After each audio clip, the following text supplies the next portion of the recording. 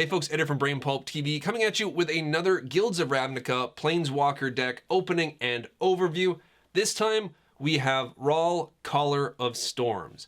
So what I'm going to be doing, if you're unfamiliar, if you have not seen the Vraska Planeswalker deck from Guilds of Ravnica, there will be a link appearing that can take you to that. But what I do with these is I'm going to open up the box, I'm going to show you what you can find inside of a Planeswalker deck box like this one. Then I'm going to go through each individual card in the deck, talk a little bit about it, talk about the deck overall as far as how I believe it's sort of meant to play out. And then after that, I'm going to be opening up a couple of the booster packs from this. And then finally, I'm going to sort of finish it off with my personal thoughts and feelings on this deck and also certain ways that you might be able to go about improving it. I'm going to be perfectly honest with you. Normally, I judge Planeswalker decks completely differently than I would like a Challenger deck or some other product which is meant to have more of a competitive edge. These are typically meant for newer players or casual players who just want to like open up a deck and have fun. So I don't expect a ton from Planeswalker decks as far as power level goes. But it's still frustrating for anyone playing to lose consistently. And I'm not saying that this deck you will lose constantly with. It could be very surprising. But what bothers me about this particular deck and a lot of the blue decks that they come out with Planeswalker decks is how much better I think they could have been if they had just embraced certain things, both with the theme of the deck and just certain strengths that blue has, for example. So I will talk more about that later on. But yeah, for now, we're going to open this up. I'm going to actually show you the physical contents of this box, and then we'll start going through the deck itself. Okay, so as you can see here, this is a blue-red deck. It is an Is It deck, which is one of the guilds of Ravnica. Of course, that's part of the reason why this expansion has its name. Now, okay, so the Planeswalker is already free of the packaging, which I'm going to set aside here. Now, here is the Planeswalker in question. I actually like the Planeswalker. The Planeswalker, I think, is good. His deck leaves a little bit to be desired. May not be the worst deck ever, but it's still, like, once again, I'll talk more about that later, and I'll talk more about him later as well, too. So I'm going to set him aside for now, and I will show off the rest of the contents. We have Rawl's deck box here, so it's got some great artwork. These do fit sleeve cards, so I know some folks have had issues with putting sleeve cards in them, which is surprising. I've got every single Planeswalker deck so far. Every Planeswalker deck I have, I've sleeved with Dragon Shield sleeves, and I've never run into an issue with getting them into these boxes. So I think if you have an issue getting, like, especially Dragon Shield sleeves into these boxes, you may want to talk to your local gaming store because maybe you got a defective pack. I don't know. But yeah, I personally haven't had any issue with it. I'm not saying other people haven't, because other people have let me know in the comment section that they have had problems with it. So like I said, I feel bad for you folks that have had issues getting sleeved cards in here, because I've never once encountered that. So we're going to go through the deck, as I mentioned before, in a little bit.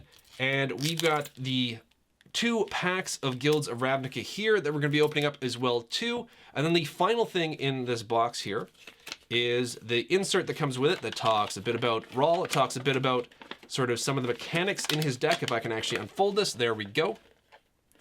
And then on the back, it's basically just sort of like an advertisement and sort of talks about what a Planeswalker is. So information as to how to play Planeswalker, which is important if you're buying a Planeswalker deck. So I'm just going to fold this back up, set it aside here. As well too, currently sealed up with the deck, there's going to be a couple of other insert cards, which I will talk about and discuss a little bit before I really get into the nitty-gritty about the deck. But in order to get to those cards and to talk about the other cards in the deck, we're going to have to crack this sucker open. So let's move this stuff aside and get to that right now. Okay, so here is the Planeswalker, here is the deck. Now, for those of you unfamiliar with how I do these sort of overviews for the Planeswalker decks, I'm going to talk a bit about the Planeswalker first, then I'm going to start talking about the creatures in the deck, followed by the non-creature spells, and then quickly finish up with the land base. Now I'm going to do that in order of converted mana cost. Before I get to all that though, I do want to talk about the 3 cards that were added to this deck as inserts as well. Okay, so the first 2 cards they added as inserts aren't terribly exciting. There used to be a player's reference guide that would come with each of these Planeswalker decks that would fold out and go over the various turns of play when it comes to Magic, and a few other little bits of rules here and there. They've replaced that with these 2 cards here. Now, on this one side here, you can see on your turn, it goes through the different phases in a turn of Magic. And here is how to cast spells. On the back of this one, there's just sort of the ins and outs of attacking and blocking. So once again, these aren't super exciting, but the next card I'm going to show you does have a bit of extra value to it. So this is the card that I'm talking about. Now, it's not just an advertisement for Magic the Gathering Arena, which by the way is Magic's sort of digital online version of their game. It's now in open beta, so anyone can now download the client and start playing right away. But this is a code, a unique code to anyone who bought a Planeswalker deck, which allows you to enter it into your Magic Arena account and have this deck now available in your Magic Arena account. This is something I had no idea they were doing until I opened up the Ravnica Planeswalker deck and saw this for the first time. This is something I want to see more of. I don't just want to see it in the Planeswalker decks, I want to see these things in booster boxes. I want to see them maybe randomly put into booster packs as well too. To come out with new challenger decks, I want to see it in that. Bundle packs, any sort of sealed product that Magic has, I would love to see them support Magic Arena by adding cards like this, giving players extra value, extra digital value for their physical collection. This is one of the things which I really had wished they had done with Magic Online, their first incarnation of a digital online version of Magic the Gathering, which is still around, by the way. But this is something I hope to see more and more of in the future. And on the back of this, there is just the advertisement for Magic the Gathering Portal, which is their free app, which will have a life counter, a glossary of the various terms in Magic, the rules of Magic, and a guide to new players. Okay, so now that we're done talking about the insert cards, let's start talking about the actual playable cards in the deck. Now, I'm going to leave my overall thoughts on the deck till the very end of this video. Then I'll discuss some of the weaknesses I feel the deck has, some ways to possibly improve it. For now, I'm just going to go through card by card and talk about how I feel they lend themselves to this deck and the way this deck is supposed to run. And let's kick things off by talking about the Planeswalker himself, Ral, Caller of Storms. Now, he is a 6-drop, 4, a blue and a red, gets you the 4 loyalty Planeswalker. His +1 is draw a card. His -2 is he deals 3 damage divided as you choose among 1, 2, or 3 targets. And his -7, which is his ultimate ability, draw 7 cards, he deals 7 damage to each creature your opponent controls. Now, Ral pretty much follows the template of a lot of the Planeswalker deck Planeswalkers. He costs a little bit too much for his abilities. His ultimate, most of the ultimate for these Planeswalker deck Planeswalkers are pretty good, though they never really create an emblem for you, which is something that you'll see a lot with non-Planeswalker deck Planeswalkers. But his ultimate is -7, which means you're going to need to have him +1 3 times, which means he's going to have to be on the board for 4 turns and survive and never take any damage to get the ultimate off. It's very, very difficult to do when you're playing a Planeswalker deck like this. Now, his +1 ability is draw a card. I always like drawing cards. However, a lot of the time when the Planeswalker gets out in turn 6, there's usually a pretty full board either on your opponent's side, your side, or on both sides. So protecting him is typically quite difficult, which means that he can die a lot of the time the first turn he comes into play. So sometimes his +1 ability basically makes him a pay 6 mana, draw 1 card spell, and he's just going to be gone the next turn. Now, his -2 ability does possibly help protect him a little bit because it's deal 3 damage divided as you choose among 1, 2, or 3 targets. Now, this is good. This is a bit more powerful, obviously, than if it was just simply deal 3 damage to any target. Because if you have a opponent who's got a couple of smaller creatures, maybe one with 1 toughness, one with 2 toughness, you can take out 2 of the creatures that would possibly be swinging in to try to knock out Ral, or yourself as well too. Now, that -2 ability is good and is once again a way to protect himself, but it's not as strong as Vraska's, for example, which is simply destroy target creature. Yes, this ability also allows him to target the opponent if you want to, but unless you've got your opponent down like to a really low health when Ral comes out, that's not necessarily going to do a ton of work for you when it comes to winning the game. So it's a conditional bit of removal. It's a -2 ability, which puts him down to 2. I don't mind him for a Planeswalker deck Planeswalker. He's definitely not one of the strongest, but the one of the other things is he doesn't really have a whole lot in the way of synergy when it comes to the rest of the deck. He's very basic in his utility. He's got a bit of removal attached to him, conditional removal, and draw a card. But nothing he does sort of like aids the way the rest of the deck is meant to run. Anyways, that's sort of my overall thoughts with Ral. Let's move on to the first card that is not a Planeswalker. And to kick things off, we have Fire Urchin. It is a 2-drop, 1 and a red, gets you a 1/3 elemental with trample, and whenever you cast an instant or sorcery spell, Fire Urchin gets +1/+0 until the end of turn. Now this is a card which sort of shows off one of the themes that they wanted to try to, I guess, build around in this deck, in that there are certain creatures which will be augmented by you simply casting instant and sorcery spells. So one of the things you want to try to do with this deck is have a creature like this on the board, pump it up not just with your spells, but simply by casting the spells. So for example, if you cast a removal spell on one of your opponent's creatures, it's going to aid a creature like Fire Urchin. This is the weakest example of the 3 different creatures they have in this deck that do this, but still, it is an example of one of sort of the way that they want you to play this deck to a certain extent. However, they do only include 2 copies of this card. The next 2-drop creature we have is in blue. It is the Vedalken Mesmerist. For 1 and a blue, you get a 2/1 Vedalken Wizard, and whenever it attacks, target creature and opponent controls gets -2/-0 until the end of turn. It's a great bit of pseudo-evasion.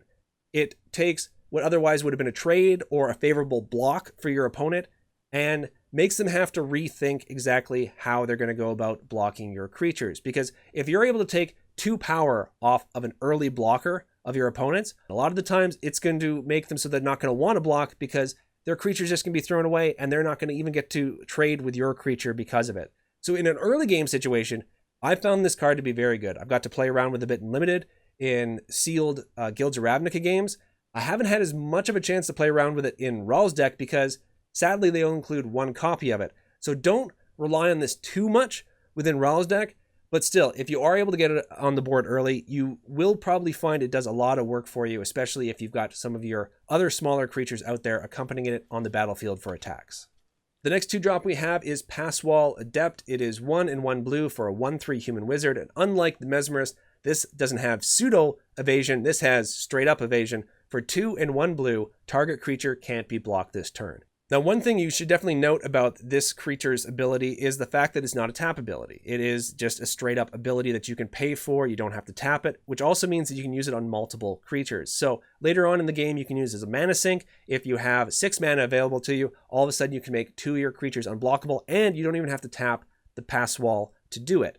So in that sense, it can be very, very useful, especially if you've got a creature which is now suddenly pumped up and ready to swing in, but you don't want it to simply be chump blocked. This is going to allow it to sneak through and get that damage in on your opponent.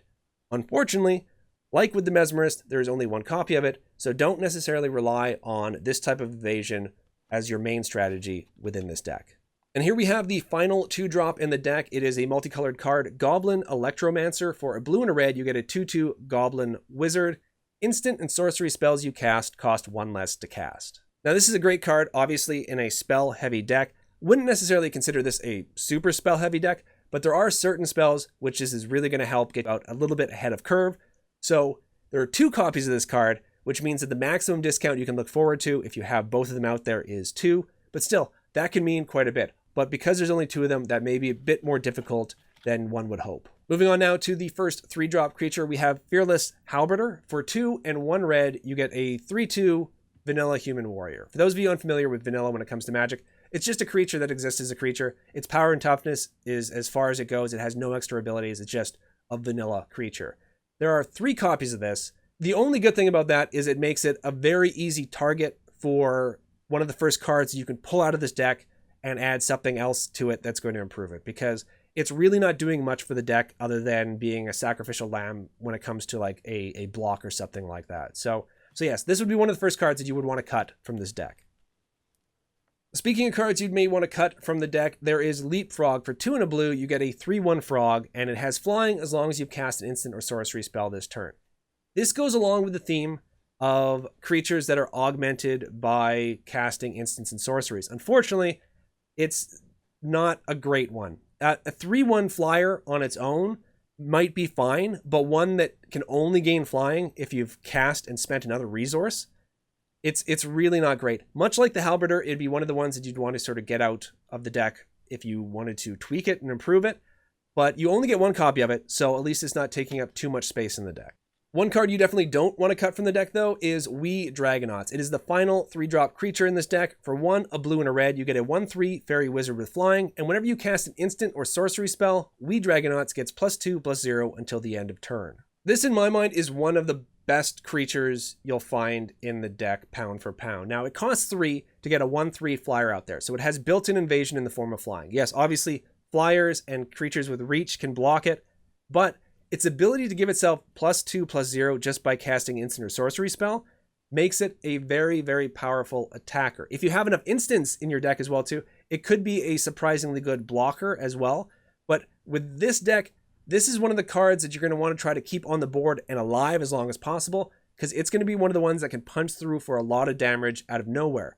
You cast 2 spells in a single turn, and it suddenly goes from a 1/3 to a 5/3, and it doesn't even have to be a spell that targets the We Dragonauts to pump it up. You can end up doing extra burn to your opponent or to a creature, and boom, it's going to get +2/+0 each time you cast a spell. Very good card. Only 2 copies, but as I mentioned before, there are already a couple cards in this deck that you could cut, possibly, and if you were to do so, this may be one of the cards you would consider, which is super cheap, to improve it a large amount by only adding 2 more copies of this card into the deck. Okay, so now we're in the first of the 4-drop creatures. We have Rubblebelt Boar. For 3 and 1 red, you get a 3/3 boar, and when it enters the battlefield, target creature gets +2/+0 until the end of turn. So this basically gives the We Dragonaut effect to one creature the second it enters the battlefield. It's a 3/3 for 4, which isn't necessarily great, but it does come in with an extra combat trick, which can pump up one of your flyers, which is going to be able to swing in regardless, or one of your ground troops, which normally doesn't have an ability built into it to give it some sort of buff. So yeah, it's a somewhat useful creature. I may not want to keep it in the deck if you were going to sort of like make some changes, but it is what it is, and there's 1 copy of it. Now, in contrast to the boar, we have the Erratic Cyclops, which is also a 4-drop, also costs 3 and 1 red, but this is a 0/8 Cyclops with trample. Whenever you cast an instant sorcery spell, Erratic Cyclops deals +X/+0 until the end of turn, where X is that spell's converted mana cost. Now, sadly, because this is a rare card, it is the only copy of it you'll find in this deck. Other than the tutor cards, the only time that they'll put a rare card in is if it's going to be a 1-of in the deck.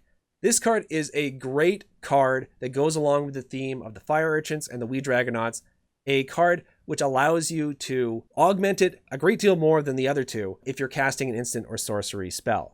So it's also one of the few creatures, one of only 2 creatures actually, that have a toughness over 4. So it's one of the few blockers you're going to have in this deck.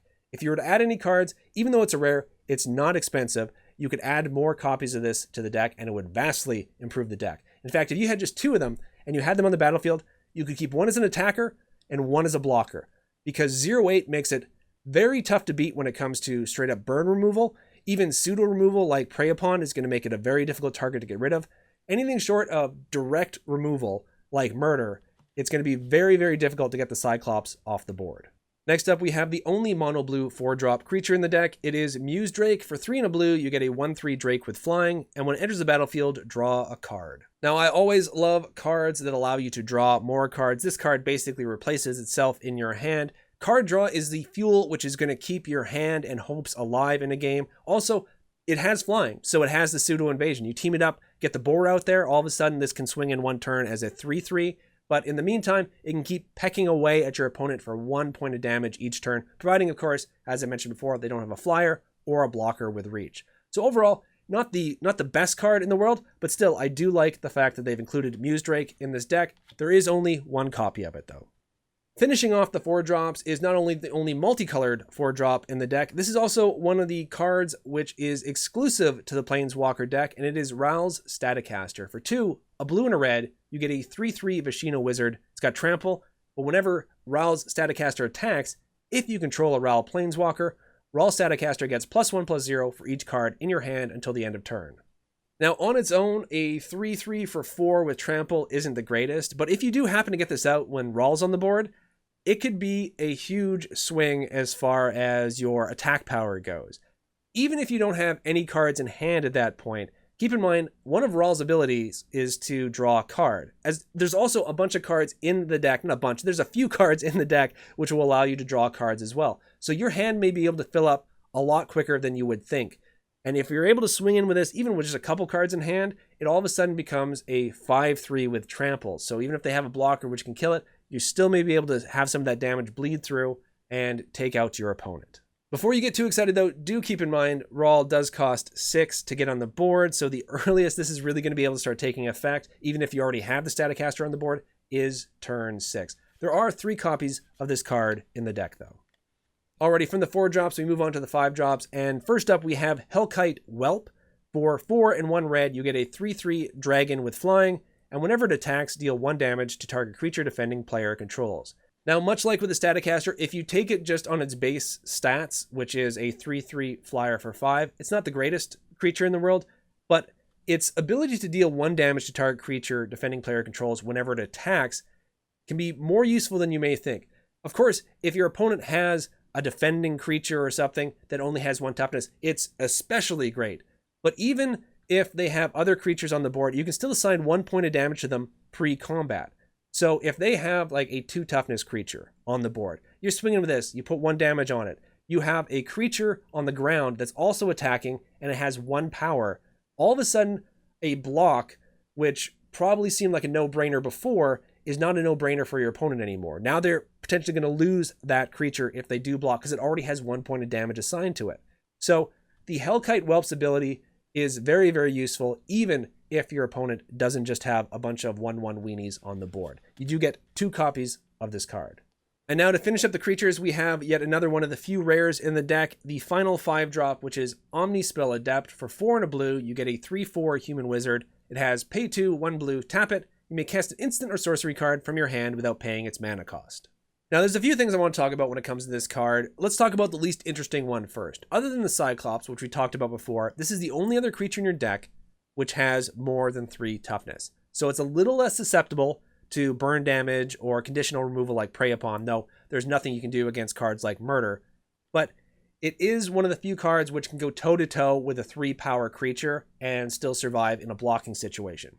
Its ability is a tap ability though, so you do have to be careful when you use it. But one interesting thing about this card, which I didn't realize when I played with it before, is that you are able to cast sorcery cards on your opponent's turn.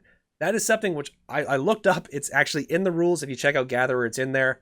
That surprised me. I didn't think that would be the case, but yes, apparently you can do that. So that's kind of an interesting thing. That said, in this particular deck, I don't necessarily know if this card is going to be as useful for you as it may seem just to look at it. One, there's only 1 copy of it in your deck, so you can't really rely on being able to get it on the battlefield super consistently unless you decide to add more copies of it.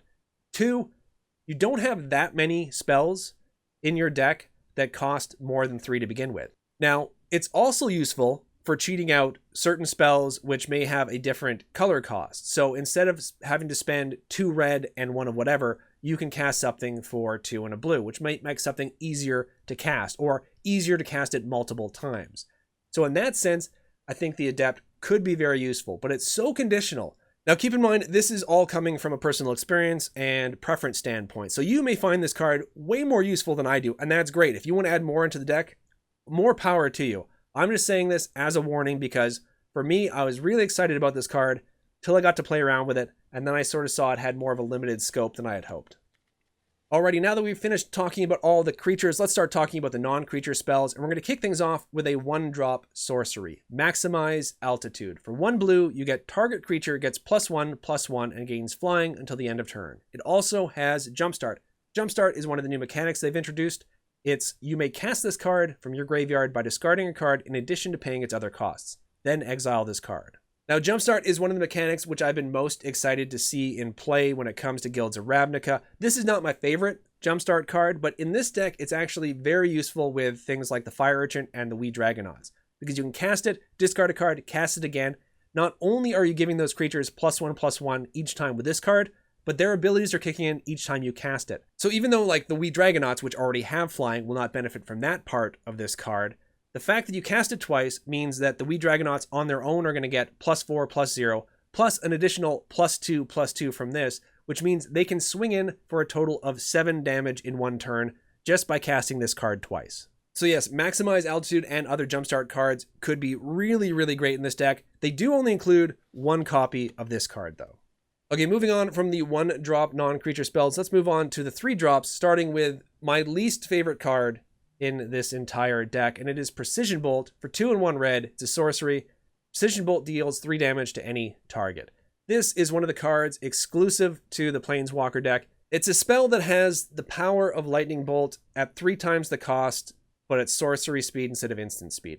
Okay, now, to be fair to Wizards, I do understand that when it comes to cards that are specifically created and exclusive to Planeswalker decks, they don't want to have the power level get too crazy. They don't want anything meta-breaking that's exclusive to a Planeswalker deck. I get that. However, Precision Bolt is just, it's not good. The having removal is always wonderful, yes. But something that is cast only at sorcery speed that costs 3 and only deals 3 damage to a target, it's just not, it's not a reasonable card to put 4 of into this deck. Precision Bolt, definitely one of the spells you could remove and just fill it up with even shocks or lightning strikes or something that's currently in standard. So anyways, Precision Bolt, not a big fan, but let's move on because I think I've talked enough about this already. Next up, we have another red sorcery speed burn card for 3. This time it is Direct Current. For 1 and 2 red, it deals 2 damage to any target, and it has Jumpstart. I'm also not a big fan of this card. I do think it's got possibilities. It's interesting, but the fact that it costs 2 red makes it difficult to cast multiple times in a single turn. It's also sorcery speed, so you're locked into doing it on your main phase. So unlike something like Maximum Altitude, which can easily be cast twice before you attack, this one is going to require 2 red and another of whatever, a discard of a card, and an additional 2 red and 1 of whatever. It's very mana heavy, and especially on the red side of it. And this is a blue-red deck, so it may be difficult once you have 6 mana for 4 of it to be red. If this was 1 in a red, I'd be fine with it. I'd be absolutely fine with it. And it would be great as an activator for We Dragonauts and any of those types of cards. Now, I'm not saying it's completely useless in this deck. I'm just saying there are other decks, most likely mono red decks, where this would be way more useful. And there are better choices of cards to add to this deck than Direct Current. Next up, we have another 3-drop spell. This time it is an instant though, Sonic Assault. For 1, a blue and a red, you get tap target creature. Sonic Assault deals 2 damage to that creature's controller. Jumpstart. Now, as far as the Jumpstart cards go in this deck, I do like this card a lot more than Direct Current for a few reasons. 1, it's instant speed. So you don't have to cast it on your main phase. You can cast it on your opponent's end step 1 turn, and if you don't have the mana to cast it a second time right away, you can wait till your untap step and cast it again. It's going to tap your opponent's creatures, allowing for possibly a very, very nice attack. It's going to do 2 damage to them each time, and it's going to pump up all of your creatures that are aided by casting instants and sorcery cards. So I think overall, it's a more useful card than Direct Current. However, like with Direct Current, there is only 1 copy of this card in the deck. Now we have a mono blue 4-drop spell, Chemist's Insight. It is an instant, and you can draw 2 cards, and it has Jumpstart. Now, this is by no means the best draw spell ever, but it's still a decent spell because 1, it's instant speed, which means you can cast it if you want on your opponent's end step. Draw 2 cards. If one of those cards ends up being a dead card or a useless card, you can use that to fuel its Jumpstart ability and then cast it again if you have the mana then. If not, cast it in your turn. If you have the Cyclops out, this is a 4-cost spell which is drawing you cards. So it's doing something useful, and it's going to pump your Cyclops up +4/+0 for its attack. So overall, I do like Chemist's Insight in this deck, but once again, they only give you 1 copy. Moving on from the 4-drops into the 5-drops, this time in red. For 4 and 1 red, we have Command the Storm. It's an instant, and it deals 5 damage to target creature. This is a decent bit of burn removal. 5 damage is a lot. Not a lot of creatures are able to survive it. It's instant speed, which is also good. Now, the only problem I have with this particular bit of removal in Ral's deck is that from the experience I've had from playing it, I need to cast this spell 1 turn earlier than I can. So unless I have like the Electromancer out and I can cast it on turn 4, I find that I'm already sort of struggling to keep my creatures and myself alive by turn 5. So it's almost coming 1 turn too late. So I'd rather actually trade this in for a cheaper bit of removal, even if it's sorcery speed that does maybe 4 damage instead. I find that would probably be a bit more useful than this one. I'm not saying it's useless if you can get 5 right away, If you don't miss a single land drop, that's great, and this would be a great spell to have on hand because you can cast instant speed whenever you want. But it just seems like given the low toughness of so many of the creatures in this deck, you're not really able to use them to block that much. So the removal you have in this deck is super important for you to be able to stay alive. This one always seems to come into my hand just one turn too late for me to be able to cast it. So yeah, once again, it's not the worst bit of removal. It's just I wish I would have something that I could cast around turn 4 instead of turn 5. There are 2 copies of this in the deck though. And that brings us to the final non-land card in the deck. It's a rare card. It's one of the cards specific to the Planeswalker decks. It is the tutor card, Rawl's Dispersal. For 3 and 2 blue, you get an instant, return target creature to its owner's hand. You may search your library and or graveyard for a card named Rawl, Caller of Storms, reveal it, put it into your hand. If you search your library this way, shuffle it. For those of you who are familiar with the tutor cards in the Planeswalker decks, they've always basically followed this sort of template with an effect and then being able to search for your Planeswalker, with the exception of the M19 ones. With those ones, it briefly switched up to being able to look 5 deep into your library and then choosing a card of a specific color, or in the case of Tezzeret, it's either a blue card or an artifact card. But now they've come back with the original style of tutor cards, allowing you to specifically grab your Planeswalker either from your library or your graveyard. Now, while I don't find Rawl's tutor card to be as powerful as Vraska's, which is straight up destroy a creature, I do think it's very useful for one specific reason. It's an instant speed bounce spell. So what this does is it gives you the potential of putting Rawl into your hand and immediately being able to cast him next turn. Now, granted, this costs 5, so if you're casting this on turn 5, you better hope that you get another land or have another land in your hand to be able to cast him. But if it's already like turn 6 or something, you already have the mana available, you can cast this, instant speed, end of turn, and you're going to be able to cast him at the very beginning of your turn. Once again, though, not as powerful, in my opinion, as Angrath's tutor card or Vraska's tutor card. However, making this instant speed is super important, because if this was sorcery speed, I would not consider this to be a good card for a Planeswalker deck at all. As well, too, while I did like the functionality of the redesign they did with the tutor cards in M19, I am sort of glad to see these back, because what this does is it allows you potentially two extra opportunities to cast your Planeswalker. Because with the M19 ones, once your Planeswalker went to the graveyard, that was it. But with 2 copies of this card, you do have the potential of being able to cast your Planeswalker up to 3 times in a game. And I think that's kind of an important thing when it comes to these Planeswalker decks, as far as like a feel-good moment in a game. Okay, so that is it for all the non-land cards. So let's quickly go over the mana base in this deck, and then we can move on to opening up some packs.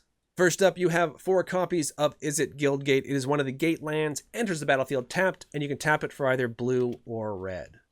Next, they provide you with 10 basic islands, and then we finish things up with 12 basic mountains.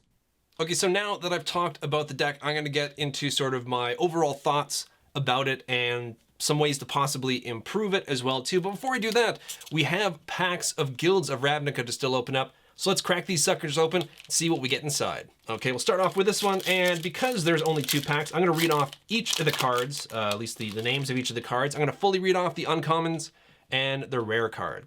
So to start things off, we have 10th District Guard, Disdainful Stroke, which is a card that they could have easily added to this deck as a bit of conditional counterspell style removal, but they didn't for whatever reason. And then we got Torch Courier, Hunted Witness, Barrier of Bones, Devkaran Dissident, Siege Worm, which has Convoke, which I think I mentioned before in the other video. I'm super happy to see back.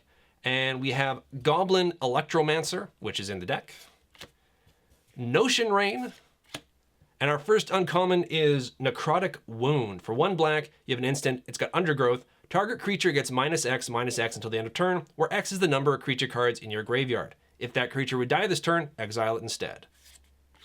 Then we have House Guildmage. For blue and black, you get a 2/2 human wizard. It's got pay 1 and 1 blue, tap it. Target creature doesn't untap during its controller's next untap step. Pay 2, 1 black, tap it, surveil 2. Surveil, by the way, one of the new mechanics. Look at the top 2 cards of your library, then put any number of them into your graveyard and then rest on top of your library in any order. And then our final uncommon is Hellkite Whelp, which I won't read off because it's actually in the deck and we talked about it before. And our rare card is Dawn of Hope. Okay, for 1 and 1 white, you get an enchantment. Whenever you gain life, you may pay 2. If you do, draw a card. Pay 3 and 1 white, create a 1/1 white soldier creature token with lifelink. The reason why I'm laughing, and this, is kind of a bit of a spoiler for the Vraska Guild's Ravnica Planeswalker deck. One of my rares in that pack as well too was Dawn of Hope. So I now have 2 copies of this. I was talking about in that other video building a soldier deck, a white weenie soldier deck. So I would definitely need more than just 1 copy if I was going to try to incorporate this into there. So I'm gonna look at this as sort of a bright side thing, and to say that I got 2 copies of a card I probably was gonna need to build a deck anyways. Oh, we have a foil rare. So we have Hatchery Spider. For 5 and 2 green, we have a 5/7 spider. It's got reach. It also has undergrowth. When you cast this spell, reveal the top X cards from your library, where X is the number of creature cards in your graveyard. You may put a green permanent card with converted mana cost X or less from among them onto the battlefield. Put the rest in the bottom of your library in a random order. So that's not bad. Foil rare. Makes up for having a duplicate rare from one of my previous packs. So I'll set that aside. We have the Golgari Guildgate, which is one of the gate lands. Enters the battlefield tapped, and you can tap it for either black or green. And then our token is a soldier token, which goes well with the Dawn of Hope. So it is a 1/1 soldier with lifelink. And now it's time for the second and final pack from our Planeswalker deck. Let's see what we get. Once again, I'm going to read off all the cards and then fully read off the uncommons and the rare cards. So we have Wishcoin Crab, which is kind of a cool name. Sure Strike. Righteous Blow. Vedalken Mesmerist. Pax Favor. Child of Night. I really like the artwork on this particular version, because Child of Night is a card which has been reprinted several times now. This is a nice little change to the artwork. I didn't dislike the artwork before, but I really like the artwork on the new Child of Night there. Iron Shell Beetle, another reprint from an older set. Rosemane Centaur. Garrison Sergeant. Muse Drake, card from this deck here. Then our first uncommon is Goblin Crater Maker. For 1 and 1 red, you get a 2/2 Goblin Warrior. You can pay 1, sacrifice it, and choose 1. Either deals 2 damage to target creature or destroy target colorless non-land permanent. District Guide. For 2 and 1 green, you get a 2/2 Elf Scout. When it enters the battlefield, you may search your library for a basic land card or gate card, reveal it, put it into your hand, then shuffle your library. Then we have Selective Snare as our final uncommon. For X and blue, you get a sorcery, return X target creatures of the creature type of your choice to their owner's hand. And then our rare card is, okay, these weren't the most exciting packs I've ever had with a pack or with a Planeswalker deck. We have Erratic Cyclops, which we've talked about before because this is already in the deck. So I was actually going to mention that possibly you may want to add another copy of this, though it wasn't going to be super high on my list. So there, if you were to open up this pack with this deck, you would have an extra copy of Erratic Cyclops right away. Our land is the Boros Guildgate. So it enters the battlefield tapped, and it can be tapped for either red or white. And our token is, one of the emblems, actually Vraska's emblem. The regular Vraska, not the one that you'll see in the Planeswalker deck. Emblem says, whenever a creature you control deals combat damage to a player, that player loses the game. Powerful ability if you can ever get the ultimate off, which is something that rarely happens with Planeswalkers. Okay, so now that we've gone over the deck by going through each individual card, we've opened up the pack, we've showed off everything that's in this deck. Now it's time for me to give sort of my overview when it comes to Rawl's Planeswalker deck. Now keep in mind, with Planeswalker decks, I judge them differently than I would a Challenger deck, or any deck that's meant to be super competitive. These are entry-level products. They're meant for newer players or casual players.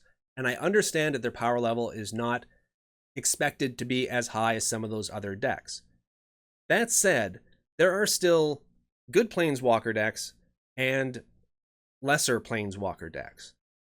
This Planeswalker deck frustrates me because I think it could be really, really good, but I just question some of the decisions Wizards made when it came to building it.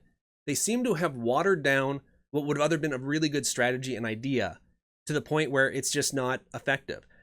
If you were going to square off against the Vraska deck with this deck, I'm not saying that you're going to lose all the time. I'm saying that the Vraska deck has a stronger core strategy. It's just basically a creature-heavy deck that's meant to flood the board and swarm you. And when they run into a creature they can't pummel their way through, they have certain spells within the Vraska deck to just completely get rid of that creature, whether it's conditional removal like Prey Upon, or just direct removal like Vraska's Tutor spell. Now, Rawl's deck does have a certain amount of removal, but it's, in my mind, a lot weaker than Vraska's. It's all conditional. It's all based on the amount of damage you can do with a burn spell, and they're not very good burn spells. Granted, 5 damage instant speed is great. It's going to take care of a lot of big threats, but that's going to cost you 5. So you better hope that you're able to hold up a decent defense until the 5th turn, or else you're not going to be able to take out one of their major threats on the board, and you're probably going to get overrun. Because keep in mind, all of your creatures, with the exception of 2, have a toughness of only 3 or less. They're not going to be effective blockers, which would be fine if this was a serious aggro deck, which could come in and just swarm over your opponent and take them out before they have a chance to put up some sort of like defense, or like a Hazard aggro deck. But sadly, this isn't the case. Instead, there are too many creatures which don't really belong in this deck. There are several vanilla creatures which don't really belong, and there are several, even the creatures that will enable certain evasion don't necessarily belong in this deck. What I would concentrate on, if it were me and I was tweaking this deck, I would concentrate on creatures like the Wee Dragonauts, the Erratic Cyclopses. Put more copies of those into your deck. Another solid creature you could add from Guilds of Ravnica would be Crackling Drake, because not only does it benefit from any of these sorceries or instant cards that you have in your graveyard, but it also allows you to draw a card when it enters the battlefield. Speaking of which, you could also consider adding more card draw cards to your deck, like Radical Idea. As well too, Wizards flat out refuses to give you one of the best weapons in any blue deck's arsenal, and that is counterspells. So without counterspells, you're not going to be able to slow down your opponent the way you normally would. Even if you want to keep up with Wizards' philosophy of not including counterspells in your deck, 1, I think you're crazy, but 2, okay, that's fine.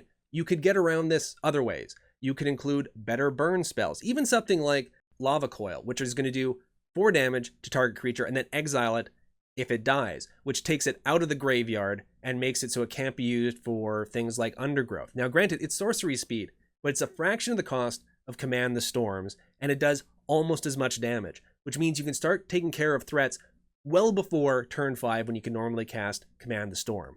There's also other forms of defense as well too, which can utilize the overall sort of theme of this deck of creatures being augmented by you casting instants and sorceries. Electrostatic Field is a wall, a 0/4 wall. It's got defender, so it can't attack, but whenever you cast an instant or sorcery spell, Electrostatic Field will deal 1 damage to each opponent. Slowly that's going to chip away at your opponent. Plus, with being 4 toughness, you are going to be able to block some of the smaller creatures, at least buying yourself some time to start building up the board state you need to start being able to get the Erratic Cyclops out there, to get the Wee Dragonauts out there. As well, there are certain spells you can add that aren't already in the deck, which will further help Wee Dragonauts and the Erratic Cyclopses and pump them up even quicker and send them towards your opponent. Stuff like Maximize Velocity. For 1 red, it's a sorcery. Target creature gets +1/+1 and gains haste until the end of turn. It also has Jumpstart. So now you're going to be able to get some of your creatures out and attack with them the very same turn. Plus, this is going to pump them up even more. Another great spell which may work really well with this deck is Sure Strike. For 1 and 1 red, it's an instant speed spell, and this can be used not just for offense, it can be used for defense as well. For example, let's say it's your opponent's turn to attack. They've got a 5/5 on the board, and all you have in the way of defense right now is Wee Dragonauts. If you were to cast Sure Strike on the Wee Dragonauts, it would get +3/+0 from the spell, +2/+0 from its ability, plus its original 1 power. So now all of a sudden, it is a 6/3, but it's a 6/3 with First Strike. So if it goes and defends against the 5/5, it's going to win because the First Strike damage is going to go through. This way, you can defend a large creature of your opponent's and still be able to keep one of your best flying fighters in the game.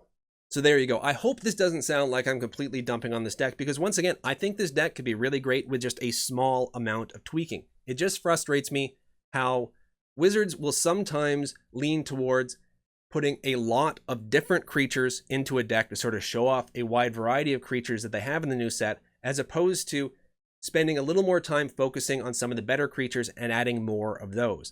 Less of the vanilla, more of the Wee Dragonauts, that sort of thing could really have helped this deck. Also, just some more economical burn or some other pump spells with Jumpstart, which will just be able to help your creatures achieve the type of power that you know they can.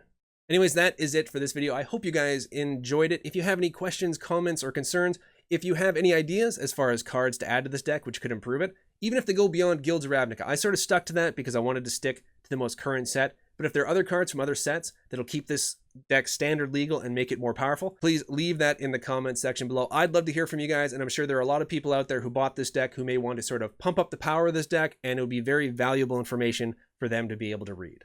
And now with all that said, thank you guys so much for watching and for doing everything you guys do to continue to support the channel. The support you guys have shown recently, even just from the last Ravnica Planeswalker deck, has been unbelievably phenomenal. I can't thank you guys enough. So have a wonderful day, night, morning, evening, whatever it is, wherever you are. May all your pulls be mythics, and I'll see you all again very soon.